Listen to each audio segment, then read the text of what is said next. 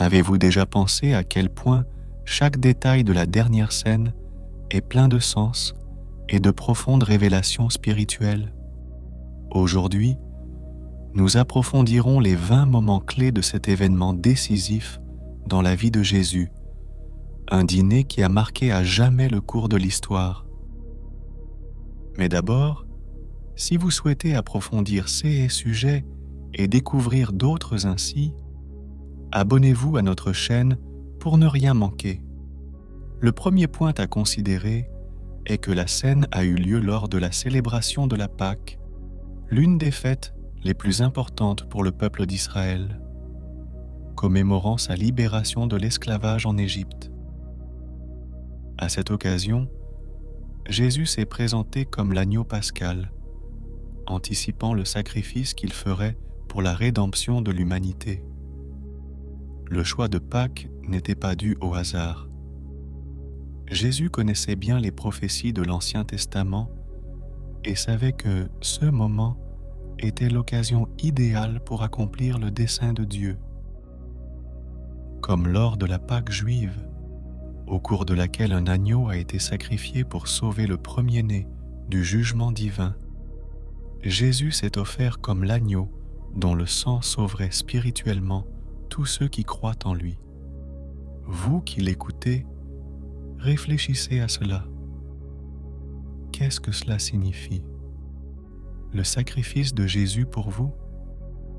Faites-nous part de votre réponse dans les commentaires et partagez vos réflexions avec nous. Passons maintenant au deuxième point, le lieu choisi pour la scène, une salle à l'étage préparée à l'avance.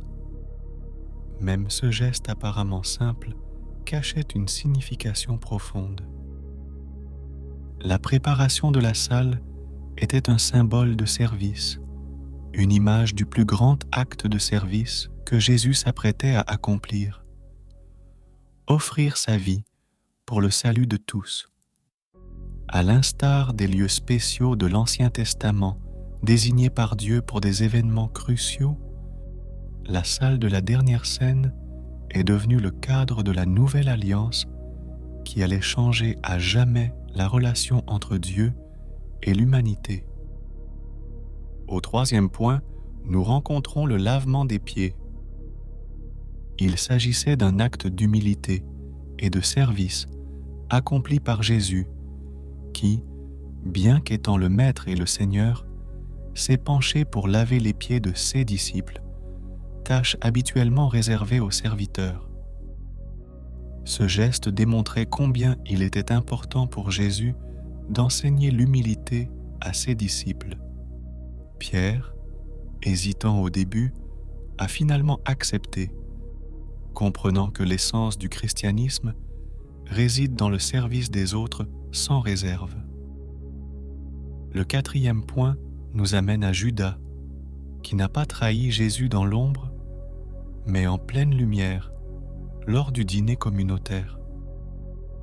Bien que les évangiles n'expliquent pas complètement les raisons de sa trahison, il semble que l'amour de l'argent et la déception de ses attentes non satisfaites concernant le royaume de Jésus aient été décisifs.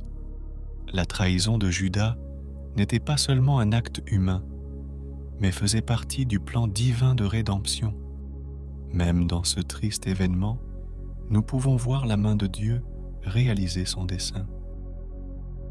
Ayant atteint le cinquième point, parlons du pain et du vin. Pendant le dîner, Jésus a pris deux éléments communs, le pain et le vin, et leur a donné une nouvelle signification. Le pain comme symbole de son corps brisé et le vin comme symbole de son sang versé pour la nouvelle alliance. Par ce geste, Jésus instituait le sacrement que ses disciples célébreraient en mémoire de lui jusqu'à la fin des temps. La signification du pain et du vin allait au-delà du rituel de Pâques, signalant le début d'une nouvelle ère spirituelle. Le sixième point introduit un commandement révolutionnaire. Aimez-vous les uns les autres comme je vous ai aimé.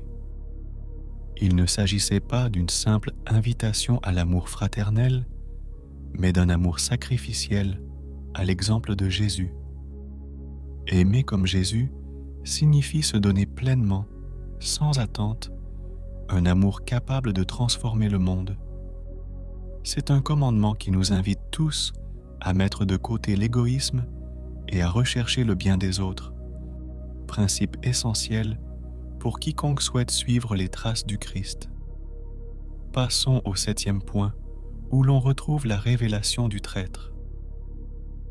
Pendant le dîner, Jésus annonce qu'un de ses disciples va le trahir. Cela provoqua une grande inquiétude parmi les personnes présentes, qui commencèrent à se demander de qui il s'agissait.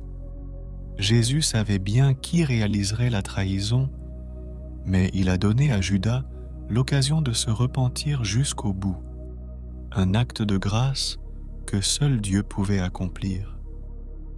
La trahison de Judas n'était pas un obstacle au plan divin, mais une partie nécessaire de la mission rédemptrice de Jésus. Le point suivant nous amène à réfléchir sur l'institution de la Sainte Seine. En partageant le pain et le vin, Jésus préfigure non seulement le sacrifice imminent, mais fonde également un rite qui restera au cœur de la communauté chrétienne. Chaque fois que les croyants se rassemblent pour célébrer la Cène du Seigneur, ils se souviennent et participent au sacrifice du Christ, unissant le passé, le présent et le futur dans l'espoir du retour glorieux de Jésus.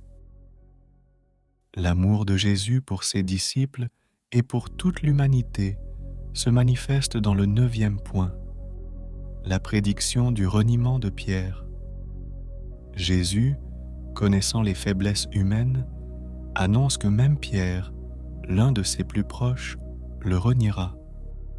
Pourtant, après sa résurrection, Jésus offrira à Pierre la chance de se racheter, démontrant une fois de plus que la grâce de Dieu surpasse toute chute humaine. Enfin, l'annonce de la croix. Jésus parlait ouvertement de sa mort imminente, un événement qui choquerait ses disciples, mais qui faisait partie du grand plan de Dieu pour le salut de l'humanité. Jésus ne considérait pas la croix comme une défaite, mais comme le moyen par lequel Dieu réconcilierait le monde avec lui-même. Nous concluons en réfléchissant sur combien l'amour de Dieu est immense et capable de transformer même les moments les plus sombres en occasion de grâce. Si cette réflexion vous a touché, partagez vos réflexions dans les commentaires et dites-nous comment ces vérités impactent votre vie. Nous avons exploré quelques-unes des profondeurs cachées de la Cène. Chaque élément nous rappelle l'amour inconditionnel de Dieu et le grand sacrifice de Jésus pour nous. Si vous souhaitez continuer ce voyage spirituel et réfléchir à d'autres vérités profondes, n'oubliez pas de vous abonner à notre chaîne pour ne pas manquer de nouveaux contenus. L'amour de Dieu est un fleuve inépuisable qui continue de couler dans nos cœurs. Rejoignez-nous dans ce voyage de foi et découvrez avec nous les merveilles de la parole de Dieu.